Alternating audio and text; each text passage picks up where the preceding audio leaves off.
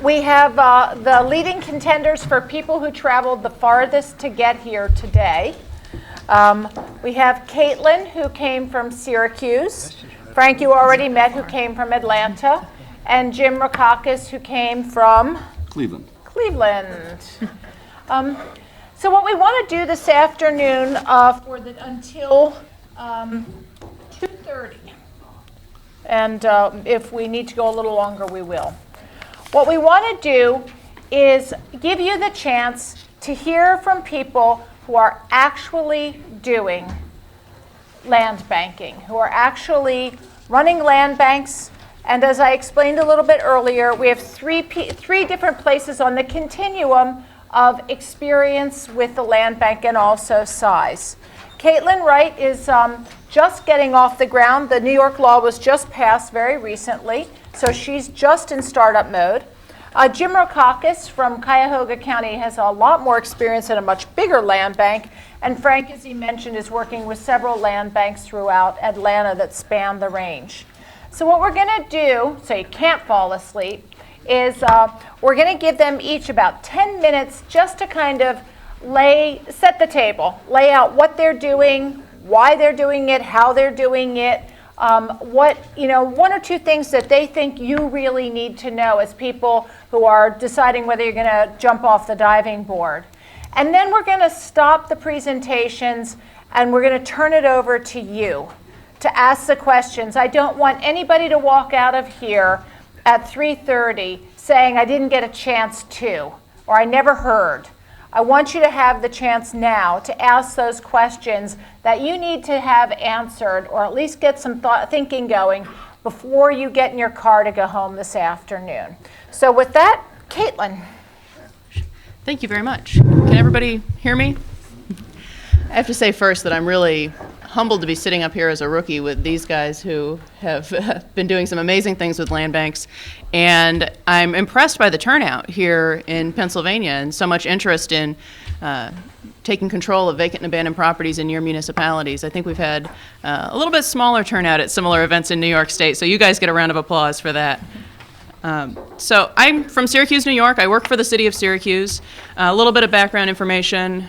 It's at its peak had about 220,000 people in 1950, and now we're down to about 147,000 people. So I'm sure you have similar experiences with population loss in a lot of your municipalities and the resulting vacant buildings and vacant lots. Most of our vacancies are concentrated in a few neighborhoods where there's been the most property abandonment. That's where we had the most tax auctions over the years and significant declines in home ownership rates as well. So all the symptoms that you usually see correlated together in one place are in Syracuse's hardest hit neighborhoods. And we started advocating for the creation of a land bank some years ago, and I think there was a popular assumption at the time that all of our vacant buildings were tax delinquent and could be acquired through foreclosure, turned over to the land bank, and everything would be solved. And so I just want to revisit a theme that has surfaced today to really know your neighborhoods and do the data analysis in advance. It turns out that in Syracuse, 2/3 of our vacant buildings are paying their taxes. Are, yes. So only 1/3 are eligible for foreclosure. Now, vacant lots are another story. Most of our vacant lots are more delinquent than they're worth and can easily be foreclosed on. For the most part, that's because there was a house there that the city demolished and then attached the fee for the demolition to the property taxes. And of course, you're not going to pay $25,000 worth of property taxes if the property's worth maybe $3 if you're being generous. So we've got a big inventory of lots that we can foreclose on. We have a portion of our vacant buildings that we could foreclose on today that have not been acted on. Some of them are many, many years delinquent. And then what wasn't initially considered is that 50% of our seizable properties that are significantly tax delinquent are occupied buildings. And Frank suggested that we stay away from those, but I'm not very good at taking instructions from Frank, so we came up with a scheme in Syracuse once we had done that data analysis and realized that the problem was a little bit different than we originally anticipated, that if we haven't very aggressively collected property taxes for the past few years. We used to have auctions. We had terrible outcomes. Folks would come in from out of town, buy a property for $1,500 cash because they were buying it sight unseen. They wouldn't necessarily know what was inside, very high risk for the buyer. Sometimes after the auction, they would walk away because they were horrified by what they found inside. Sometimes they would become a slumlord, and the properties would never be adequately maintained. This contributed to a decline in home ownership rates in these particular neighborhoods. And so, seeing all these negative outcomes, we stopped doing tax auctions, which arguably was advisable. And then, of course, nobody paid their taxes. So we started selling our tax liens to for-profit corporations. Same thing. They don't necessarily foreclose in a timely manner. We've got under-maintained properties that are continuing to deteriorate and detract from the surrounding property values. And then when they do foreclose, sometimes they sell the properties on eBay. And then we get calls from guys in Australia saying, I didn't know what I was buying. I'd really like to give this property to the city. And the city has never wanted the liability of being a property owner. So we found ourselves in a situation where we had, how many percent? About 12% of the parcels in the city in this kind of purgatory, where they could be foreclosed on, but we weren't about to because we don't know how to be a property manager. And so that's where we see a lot of value for the land bank. And the reason we're not ignoring the occupied properties is because if you're a bad landlord and you're not paying your taxes and you're collecting rent, that's the thing that our common councilors and members of the public and newspaper reporters are the most indignant about, and they expect us to do something about that situation. But also, I think they're probably the most likely to pay their taxes. So what we are proposing to do right now is, and have begun to do, is send foreclosure notices to this backlog of seizable properties, the 12%. We can't handle 12% tomorrow if we were to take ownership of all of them at once. So we're going to address the backlog over a 3-year period, sending out another batch of notices every 3 months. But going forward, this will become kind of a once-a-year operation similar to what the Michigan land banks do. If you're tax delinquent, you receive a notice. Some portion will pay and avoid foreclosure. The rest will be foreclosed on and transferred to the land bank to stabilize, redevelop, assemble, sell, demolish, whatever's necessary. So that whatever's necessary part requires a lot of planning and a lot of money. We'll get to the money. But the planning piece, we're very lucky that we have a good comprehensive plan in Syracuse that has identified geographic areas where we want to retain density and have infill construction, and other areas where we need this massive site assembly so that we can do something really transformative, because the neighborhood has declined so much, there's virtually no market value left to the properties. So for different locations, different types of property, and different conditions of property, whether the building can be rehabbed or whether it is not cost effective and it would have to be demoed, we've got a citizens advisory board whose members are appointed by the Common Council, the mayor, and the county legislature, and they've looked at our comprehensive plan and our goals, and goals based on different neighborhoods and geographic areas and conditions, and the powers of the land bank, and anticipating if we're going to send out all these foreclosure notices, we'll end up with a more or less arbitrary collection of properties depending on who pays their taxes, and then apply those powers to those properties to achieve the goals in the comp plan. And it's basically taking the form of a decision tree for the land bank to follow. So that gives them some guidance on what to do with all these properties, and then there's the how to pay for it question. We anticipate that when we send out all those foreclosure notices, about half of the property owners will pay. And on the city side, taking my land bank hat off and putting the city hat back on, we've developed a very aggressive foreclosure prevention effort for owner occupants. Some of our local CDCs and a local CDFI does foreclosure prevention financial counseling, and we've had several workshops to attract owner occupants and put them in touch with these resources.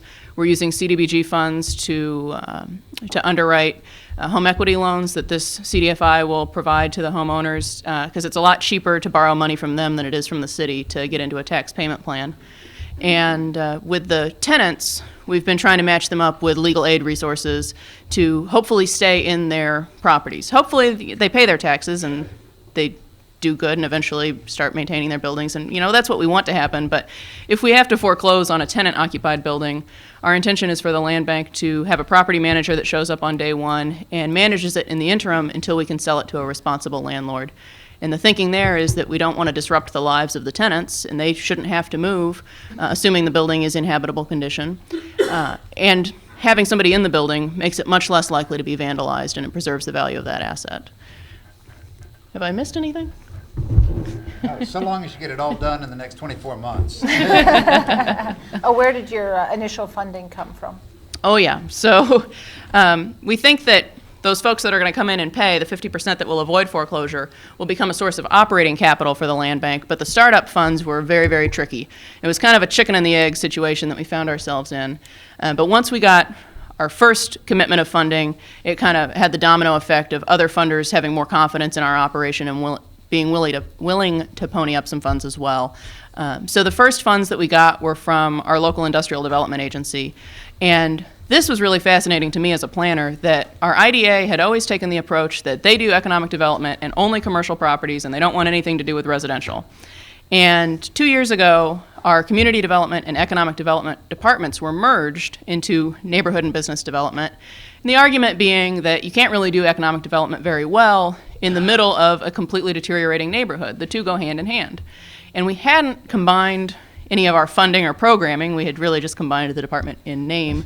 And so this was the first chance that somebody could really put their money where their mouth was regarding this new approach to economic development. And we convinced the board of the IDA that if we didn't address some of these derelict buildings, business owners were not going to have the confidence to invest in our commercial corridors that are in the middle of these neighborhoods. And they gave us $500,000 just for demos, with the potential to come back and renew that twice for a total of 1.5. Once they made that commitment, we got a local development corporation to commit $250,000 of startup capital, and that would enable the land bank to contract out with all the property managers and lawnmowers and insurance agents and everything else we're going to need.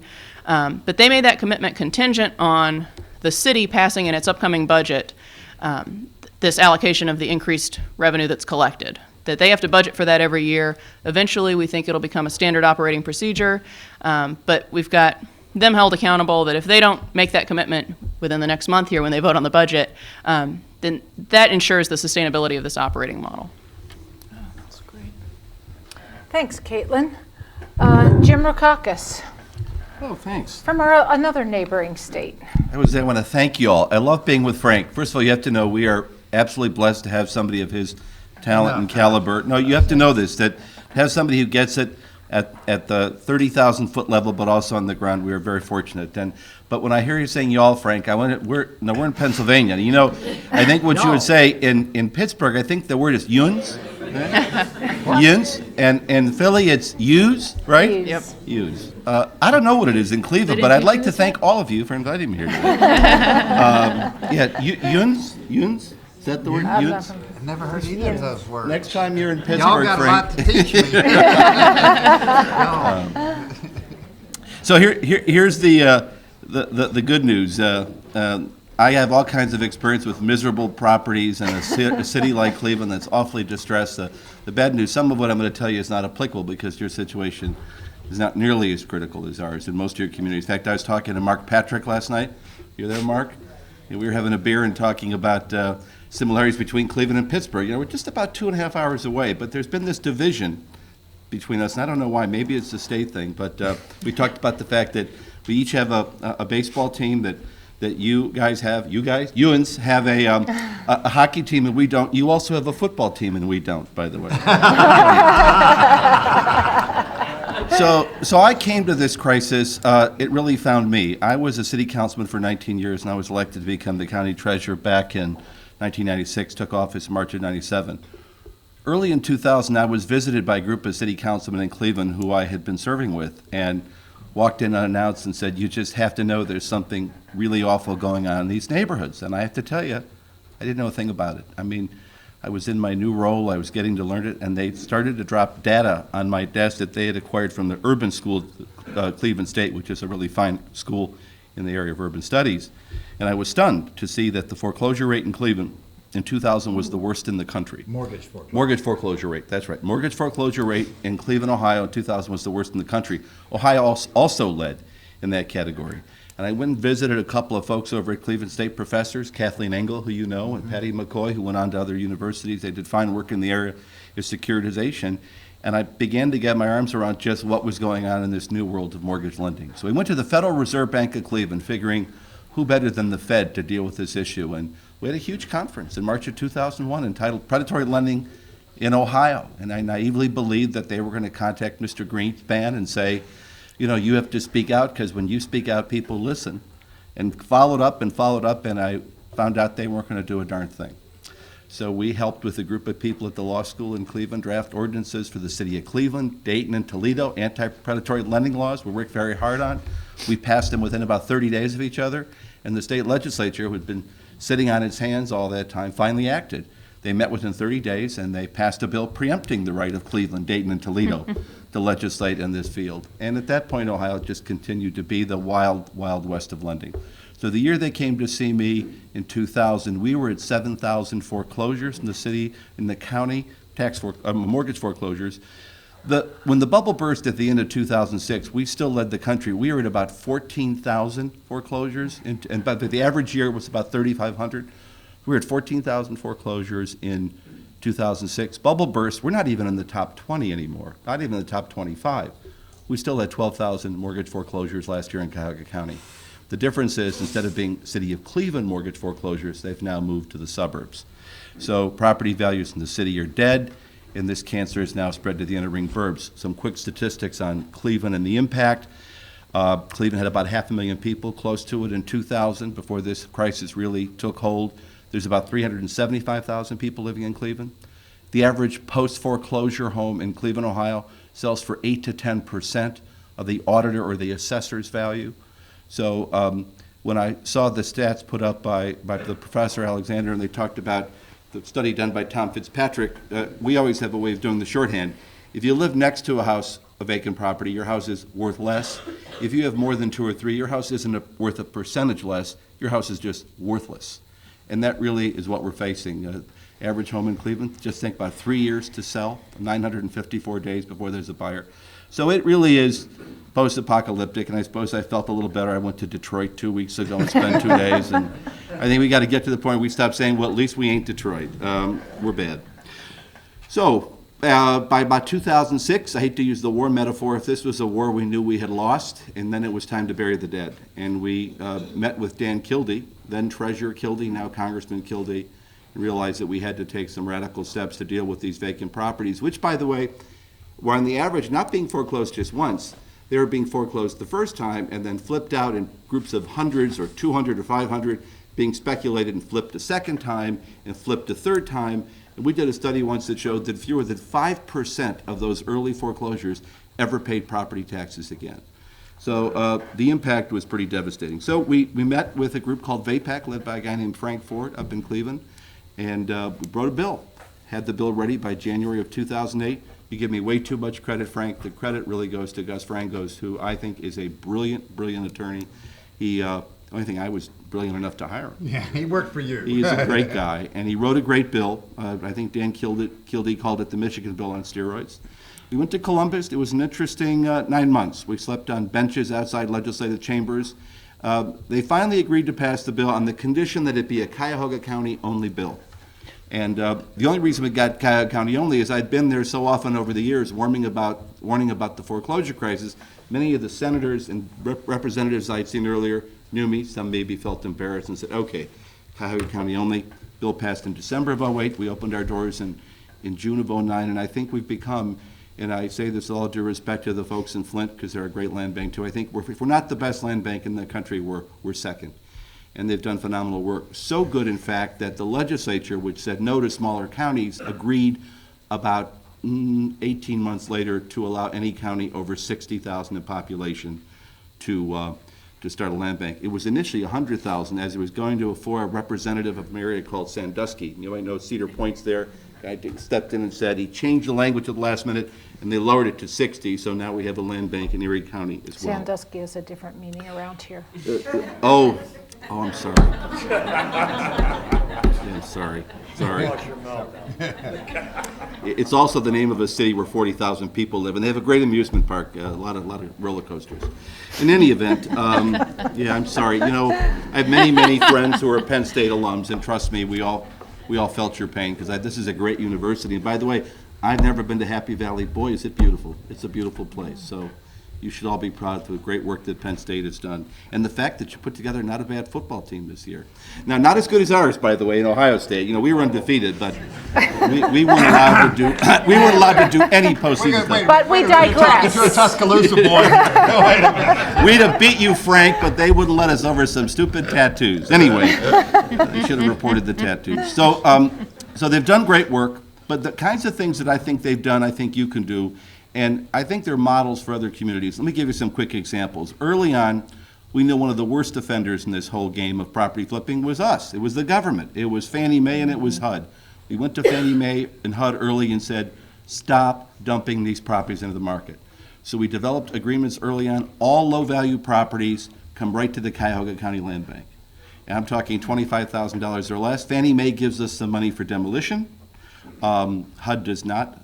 HUD never does anything easy or right, but at least we're getting the properties. We've set up similar agreements with Bank of America, Chase, Wells Fargo, and probably a dozen other financial institutions around the country who are simply bringing all low-value properties to us. Look, Ben Bernanke himself said, don't be stupid, guys. Give them their low-value properties. These low-value assets aren't doing you any good. Get them off your books. We've been able to do that.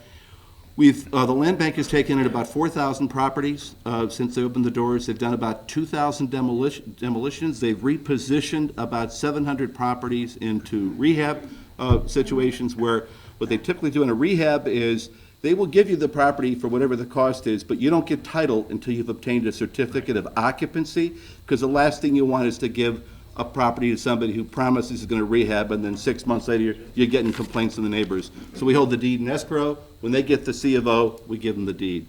The problem in a city as badly afflicted as Cleveland and Cuyahoga County is we're not prepared. I know Caitlin and I talked about this. She wants to go long and deep and do everything as opposed to being very, very cautious. And I appreciate that approach. We took it early on.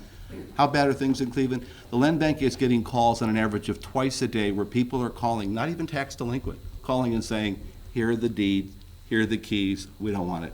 It's been on the market for years, we can't sell it, we give up, it's yours. We don't want to cut the grass. Very often it's just so tragic. You know what it is? It's the children of elderly folks who are either in a nursing home who have passed away, maybe been in the family for a generation or two, they can't get rid of it. They've had to turn that spigot off. They're simply getting too many properties. The other problem, so there's expectations we can't meet. You know, Dan Kildee was once called by the mayor of Flint, Michigan, the biggest slum landlord in the state of Michigan. As you said earlier, Frank, you don't want to be in that position. On the other hand, better we be in possession of that Yes. property than a speculator.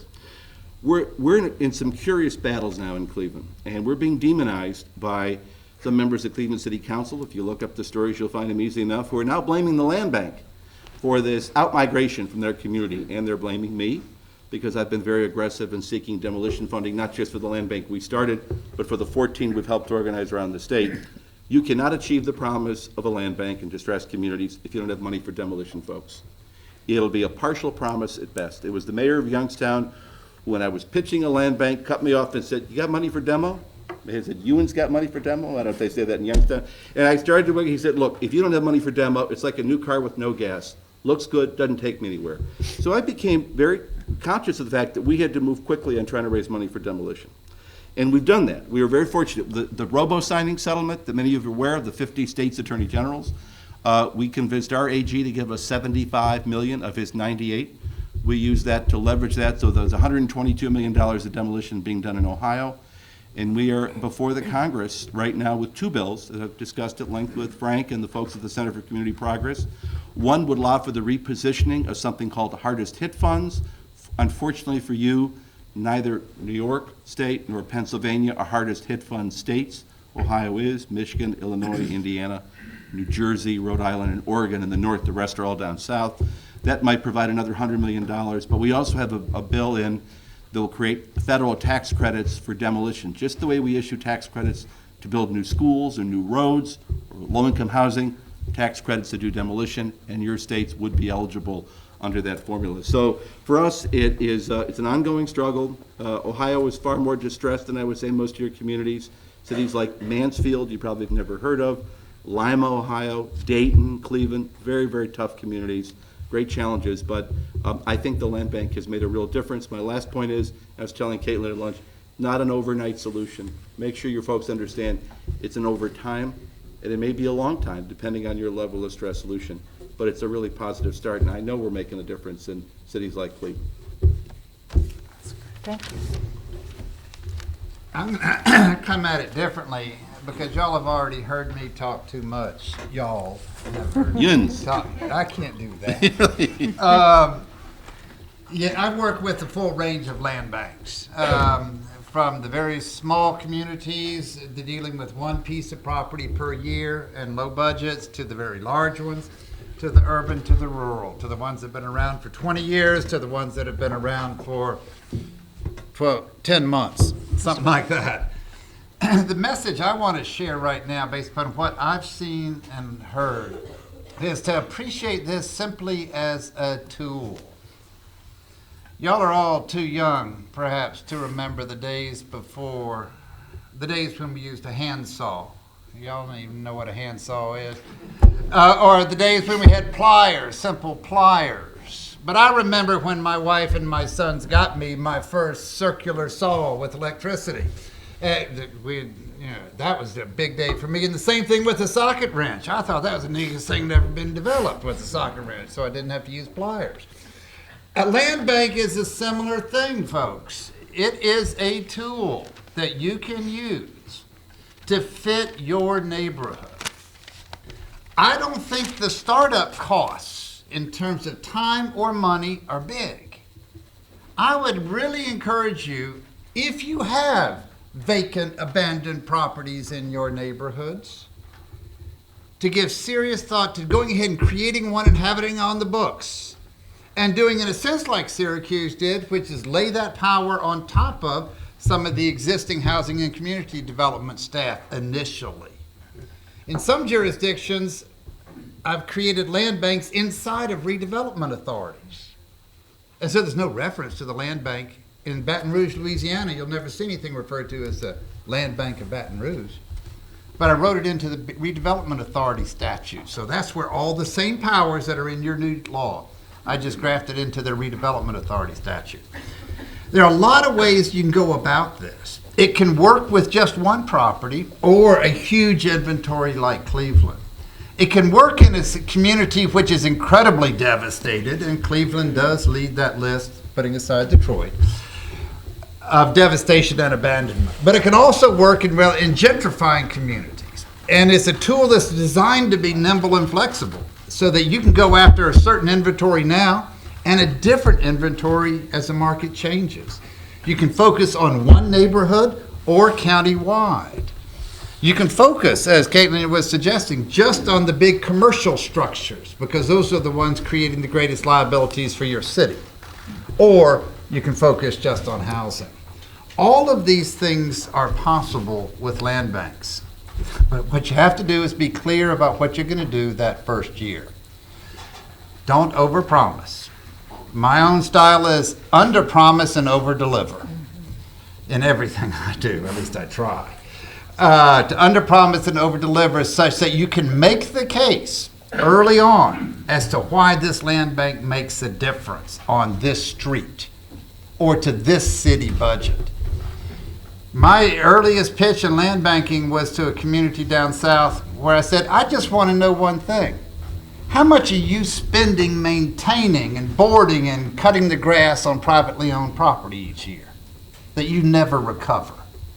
And they said, oh, we spend a lot of money boarding up privately owned property and cutting grass on privately owned property. And I then asked, how much of that do you get paid back? And they said, none. We never recover much of that money. So I said, okay, there's a budget for the land bank. We're going to shift the ownership of that property into the land bank. You will still pay that money, and now I've got the maintenance cost, but it's on property you own. So the earliest, simplest dollars, we're realizing the city's spending the money either way and not recovering. So I'm going to take that, put it into an entity that actually controls the land, that is now able to do something productive with it. But I think I'll stop because I really want to hear y'all's questions, if this is all right, Liz, because I could ramble Yes. forever. We like hearing you ramble.